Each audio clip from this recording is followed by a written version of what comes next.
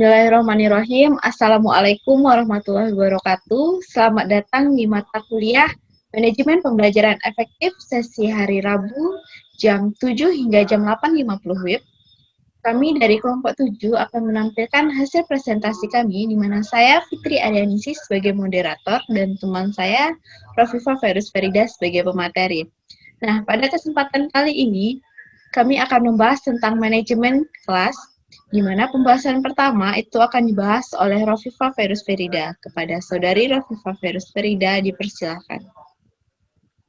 Baiklah, terima kasih kepada moderator. Saya akan menjelaskan mengenai perspektif manajemen kelas. Nah, manajemen kelas ini adalah kegiatan yang dilakukan oleh guru untuk di dalam kelasnya agar proses pembelajaran menjadi terarah, terencana, dan terkemas dengan baik sehingga menghasilkan peserta didik yang berkualitas. Lalu menurut J.M. Cooper ada 5 definisi mengenai manajemen kelas. Yang pertama itu untuk mengontrol perilaku siswa. Nah, yang dimaksud di sini agar tercipta dan pemeliharaan terhadap ketertiban di kelas. Lalu yang kedua untuk semangat egaliter bagi siswa ini dimaksud di sini adalah guru memberikan kebebasan secara alami untuk siswanya. Lalu yang ketiga adalah memodifikasi perilaku siswa. Nah, memodifikasi perilaku siswa di sini yang dimaksud yaitu agar tingkah laku yang tidak diinginkan atau yang tidak diharapkan dapat dikurangi atau bahkan ditiadakan. Lalu yang keempat, untuk menciptakan suasana sosial emosional, dan yang terakhir ada pemberdayaan sistem sosial. Lalu lanjut ke dukungan teoritis dan praktis. Di sini ada beberapa definisi mengenai manajemen kelas. Yang pertama menurut Nawawi, manajemen kelas di sini yaitu kemampuan guru untuk mendayagunakan potensi kelas berupa pemberian kesempatan seluas-luasnya kepada siswa untuk melakukan kegiatan yang kreatif dan terarah. Lalu yang kedua menurut Ari Kunto. Nah, menurut Ari Kunto di sini manajemen kelas itu usaha yang dilakukan oleh penanggung jawab seperti guru dan kegiatan belajar untuk membantu dicapainya kondisi yang optimal. Lalu menurut Jamarah, nah manajemen kelas ini adalah upaya untuk mendayagunakan potensi kelas seoptimalnya. Lalu menurut Suhardan dan kawan-kawan, yaitu manajemen kelas usaha yang diarahkan untuk mewujudkan suasana belajar yang efektif dan menyenangkan. Dan yang terakhir adalah Sulistiarini, manajemen kelas itu upaya yang dilakukan oleh seorang guru secara sistematis untuk menciptakan dan mewujudkan kondisi kelas yang dinamis dan kondusif. Lalu di sini ada tujuan manajemen kelas. Tujuan manajemen kelas yang pertama ini untuk mewujudkan situasi dan kondisi kelas yang baik sehingga lingkungan belajar menjadi baik. Lalu yang kedua tuh untuk menghilangkan berbagai hambatan belajar yang dapat menghalangi terwujudnya kegiatan belajar.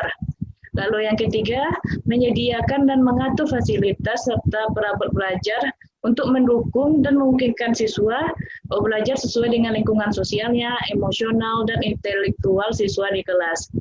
Yang keempat yaitu membina dan membimbing dengan latar belakang sosial, ekonomi, dan budaya serta sifat individual.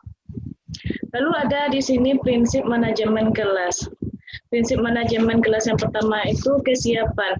Kesiapan di sini kematangan dan pertumbuhan psikis, inteligensi, latar belakang pengalaman hasil belajar yang baku, motivasi, persepsi, dan faktor yang memungkinkan seorang dapat belajar. Lalu ada prinsip motivasi. Prinsip di sini untuk pendorong untuk dan penarik siswa agar tingkah laku ke arah tujuan yang tertentu. Lalu ada prinsip perhatian. Prinsip perhatian di sini untuk memusatkan diri aspek-aspek relevan dan mengabaikan simulasi yang tidak relevan. Lalu ada prinsip persepsi. Prinsip persepsi ini yang pertama ada persepsi semakin mudah peserta didik belajar mengingat sesuatu tersebut, yaitu yang kedua ada dalam pembelajaran tersebut perlu dihindari persepsi yang memberikan pengertian yang salah pada peserta didik tentang apa yang dipelajari.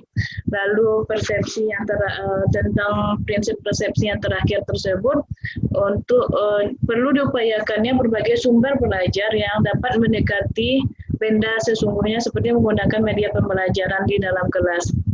Lalu prinsip retensi yang tertinggal dan dapat diingat kembali setelah seseorang mempelajari sesuatu. Lalu yang terakhir ada prinsip transfer.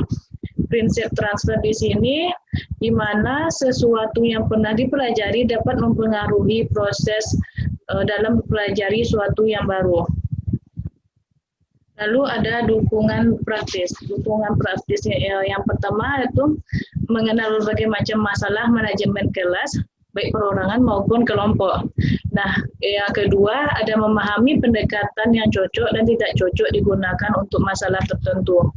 Lalu yang ketiga ada memilih dan menetapkan pendekatan yang tepat untuk memecahkan masalah yang dimaksud. Lalu yang keempat, menunjukkan sikap tanggap terhadap aktivitas siswa dalam proses pembelajaran.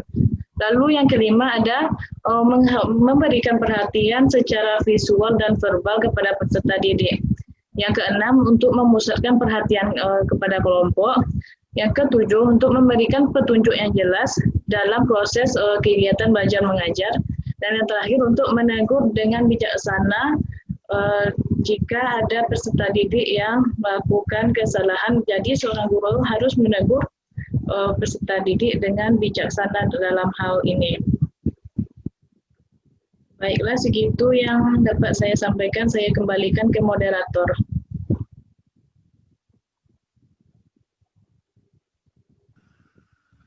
Terima kasih kepada Saudari Rafifah. Selanjutnya saya akan menjelaskan lanjutan dari pembahasan yang telah dijelaskan tadi, yaitu tentang mempersiapkan manajemen kelas yang efektif. Manajemen kelas itu merupakan suatu tindakan yang menunjukkan kegiatan-kegiatan yang menciptakan dan menekankan kondisi yang terjadinya proses pembelajaran. Nah, kegiatan manajemen kelas ini mengacu pada tindakan pencegahan dengan kondisi terhadap tingkah laku menyimpang yang dapat mengganggu kondisi proses pembelajaran. Nah, di sini ada beberapa proses yang dapat dilakukan untuk menjalankan manajemen pembelajaran yang efektif ini. Itu adalah prosedur dimensi. Nah, prosedur ini merupakan tindakan yang mengatur siswa dan peralatan serta ajaran yang tepat sehingga menimbulkan kondisi yang menguntungkan bagi kegiatan proses belajar mengajar. Nah, di sini ada beberapa langkah dilakukan untuk manajemen pencegahan. Yang pertama, peningkatan kesadaran.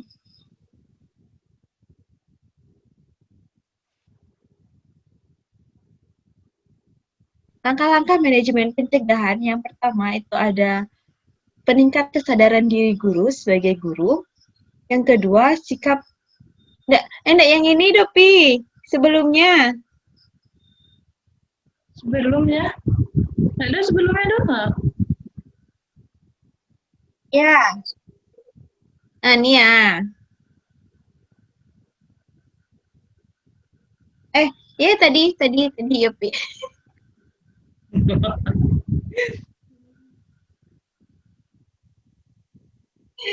Dah. Nah, ada beberapa langkah-langkah yang harus dilakukan dalam manajemen pencegahan ini. Yang pertama itu adalah peningkatan kesadaran diri guru sebagai guru.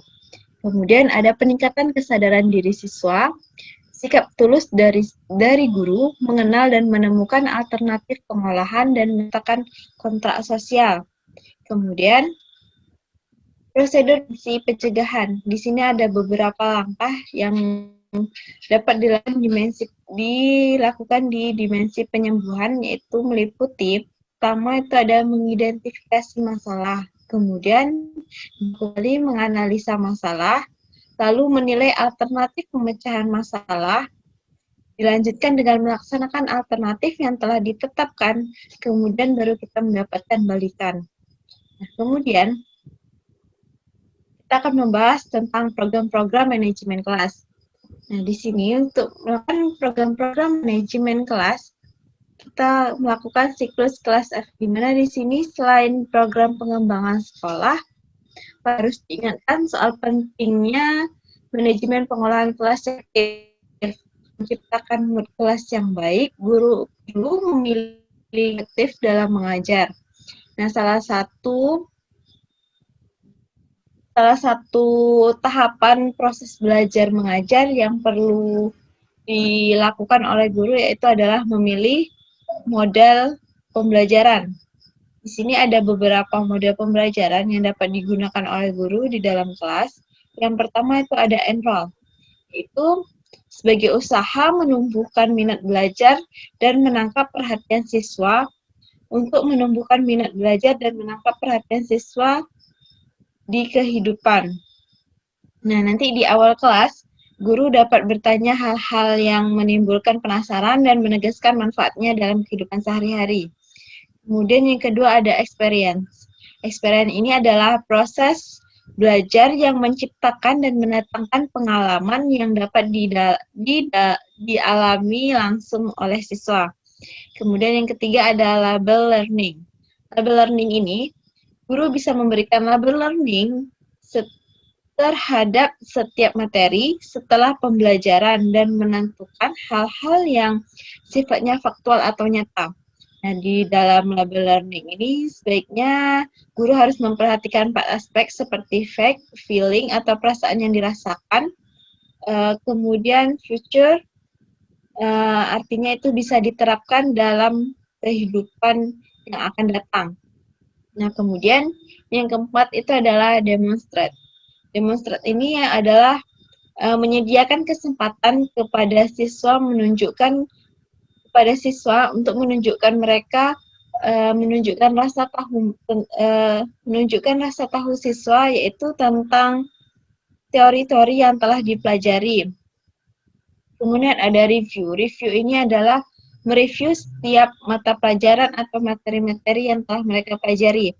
Dan yang terakhir itu adalah celebration, yaitu penghargaan atau perayaan yang diberikan oleh guru terhadap siswa kepada siswa yang telah berpartisipasi atau memperoleh keterampilan dari ilmu atau materi pembelajaran yang telah dipelajari. Nah, itu adalah materi dari kelompok kami. Apabila ada kesalahan dan kekurangan dalam penyampaian materi, kami mohon maaf. Dan untuk kritik, saran, dan tambahan atau pertanyaan, teman-teman dapat menanyakan kami di forum diskusi e-learning UNP. Sekian yang dapat kami sampaikan. Kami akhiri. Assalamualaikum warahmatullahi wabarakatuh.